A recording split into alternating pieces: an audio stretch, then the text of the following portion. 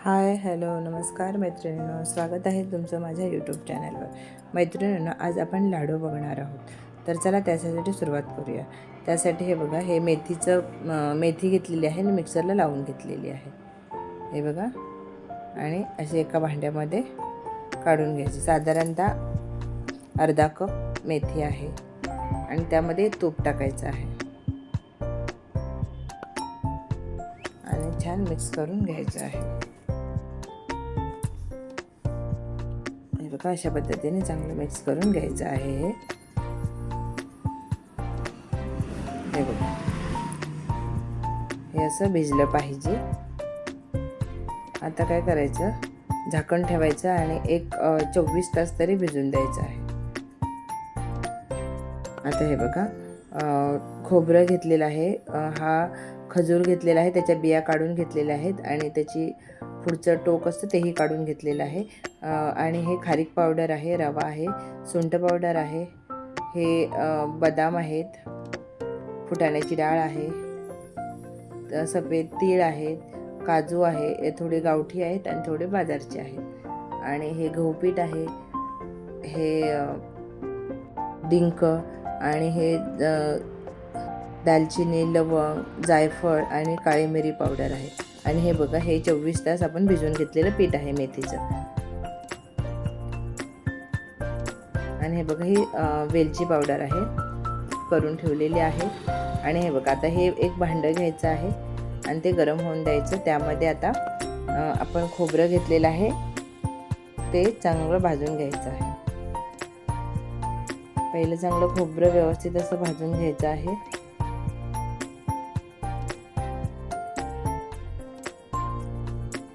छान भाजून घ्यायचं आहे. मैत्रिणींनो, जर माझे व्हिडिओ आवडत असेल तर लाईक, शेअर, सबस्क्राईब नक्की करा. हे बघा, खोबरं भाजून झालेलं आहे. आता आपण गहूपीठ घेतलेलं आहे, हे खोबरं छान भाजून घेतलेलं आहे, एका ताटात काढून घेतलेलं आहे. आता गहूपीठ टाकलेलं आहे आणि थोडं तूप टाकायचं आहे आणि छान भाजून घ्यायचं आहे. गहूपीठ जरा भाजायला वेळ लागतो. छान बारीक गॅसवर गहूपीठ जर भाजलं तर लाडू खूप छान चविष्ट होतात.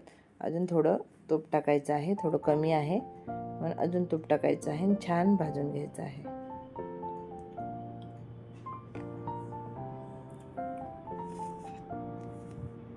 अशा पद्धतीने चांगलं ब्राऊन होईपर्यंत बारीक गॅसवर पीठ भाजायचं आहे. आता खोबरं भाजलेलं आहे, त्यामध्येच हे पीठ टाकून घ्यायचं आहे. कसं हे टाकून घेतलेलं आहे आणि त्याच कढईमध्ये, आता ह्याच कढईमध्ये सगळं आपण भाजून घेणार आहोत. आता आपण जे मेथीचं पीठ भिजत घातलं होतं 24 तास, तर ते हे पीठ आहे. हे छान बारीक गॅसवर 2 ते 3 मिनटं तरी भाजायला लागते. छान बारीक गॅसवर भाजून घ्यायचं आहे. हे बघा, हेही अशा पद्धतीने छान बारीक गॅसवर भाजून घ्यायचं आहे. हे बघा, आता जवळपास झालेलं आहे. 3 मिनटं तरी लागली, 3-4 मिनटं छान बारीक गॅसवर भाजायला. आता ते ह्याच्यावरच काढून घ्यायचं आहे.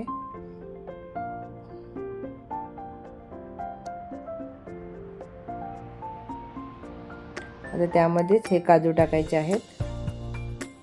आता हेही व्यवस्थित असे बारीक गॅसवर भाजून घ्यायचे आहेत. बघा, असे छान भाजून घ्यायचे आहे. थोडं आपण म्हटलंच तूप टाकायचं आहे. आता प्रत्येक आपण जे भाजणार आहोत त्याच्यात थोडं थोडं 1-1, 1.5 चमचा असं तूप टाकायचं आहे आणि तुपावर छान भाजून घ्यायचं आहे. हे बघा, असं छान भाजून घ्यायचं आहे. आता हे एका भांड्यामध्ये दुसऱ्या काढून घ्यायचं, कारण हे कसं वाटायचं आहे म्हणून दुसऱ्या भांड्यामध्ये काढून घ्यायचं आहे. चला, आता त्याच्यामध्येच आपण बदाम टाकलेले आहेत. बदाम पण छान भाजून घ्यायचे आहेत. बघा, असे छान सगळे भाजून घ्यायचे आहेत. बदाम पण त्याच्यामध्येच टाकून घ्यायचे आहेत. आता सफेद तीळ आहेत तेही आपण भाजून घ्यायचे आहेत. ऑलरेडी पहिले सफेद तीळ भाजलेलेच आहेत, पण थोडंसं गरम केलं की अजून खूप छान खरपूस अशी चव येते छान. आता फुटाण्याची डाळ भाजायची आहे, ती पण भाजलेलीच असते, ती पण थोडीशी भाजून घ्यायची आहे. ती भाजून घेतलेली आहे. आता भोपळ्याच्या बिया आहेत त्या थोड्याशा भाजून घ्यायच्या आहेत बारीक गॅसवर.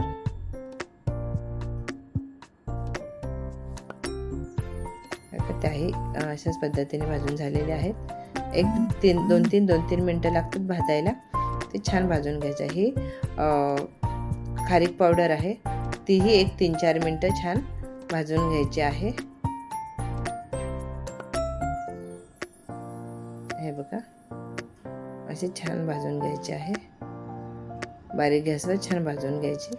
ती आता खारीक पावडर मात्र ह्याच्यामध्ये टाकायची आहे, कारण आपल्याला तुम्हाला नंतर पुढे दाखवते मी खजूर टाकायचे आहेत ना आपल्याला, त्याच्यामुळे ते थोडंसं पावडर टाकले की छान वाटले जातात, म्हणून ती अशी काजू बदाममध्येच टाकायची आहे. आता ह्याच्यामध्येच आपण 4 चमचे तूप टाकलेलं आहे आणि त्यामध्ये आता हा खजूर बिया काढलेल्या आहेत वेगळ्या, तो टाकायचा आहे आणि छान आता भाजून घ्यायचा आहे याच्यावर तुपावर.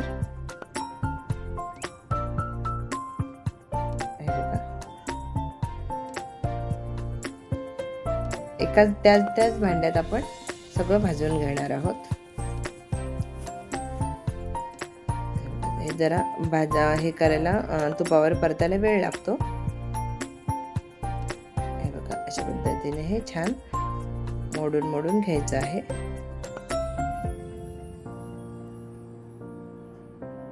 हे बघा हे आता आपण जे काजू बदाम टाकलेले आहेत आपण वाटण्यासाठी, त्याच्यातच हे खजूर हे पण टाकायचे आहेत.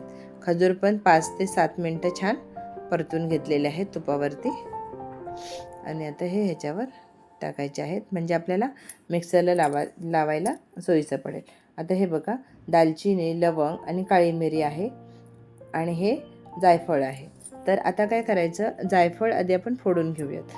तर एखादी पिशवी घ्यायची, ही खारीक पावडरचीच पिशवी आहे, त्याच्यामध्ये हे टाकून द्यायचे आहेत जायफळ, आणि हे एखाद्या दगडीच्या साहाय्याने किंवा कशाने पण असं तोडून घ्यायचे आहेत, म्हणजे कसं मिक्सरला लावायला सोयीचं पडून जाईल. हे बघा आता हे जे तुकडे करून घेतलेले आहेत, आता तेही याच्यामध्ये टाकून घेऊयात. जायफळने ह्या लाडूंना खूप छान चव येते.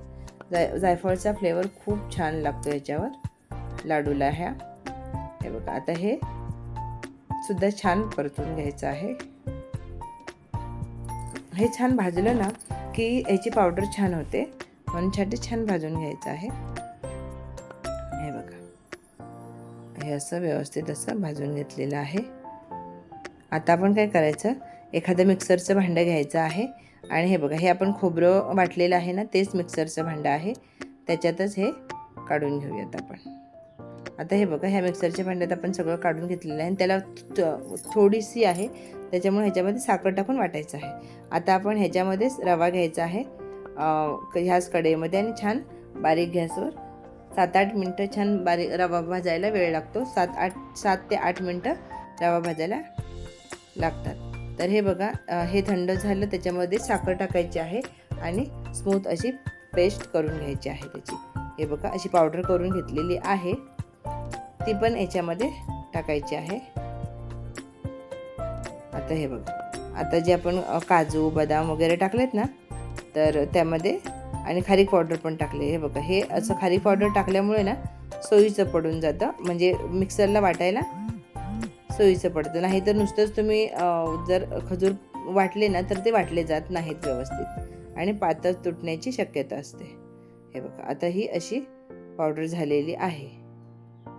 आता आपण काय करायचं, ही जशी केली ना तशीच आपण ही अशी सगळी वाटून घेऊयात. आता हे बघा आता रवा भाजून झालेला आहे, तो पण याच्यावर टाकायचा आहे.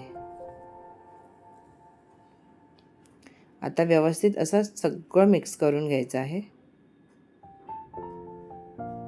आणि ही सुंठ पावडर टाकायची आहे वरून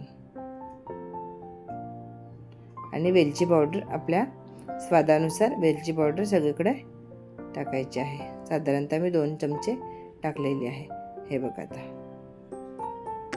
हे काय करायचं, एकदमच सगळे लाडू नाही करायचे असेल ना तर असं हे बॅटर असं 1 महिनाभर 2 महिनेसुद्धा राहू शकतं.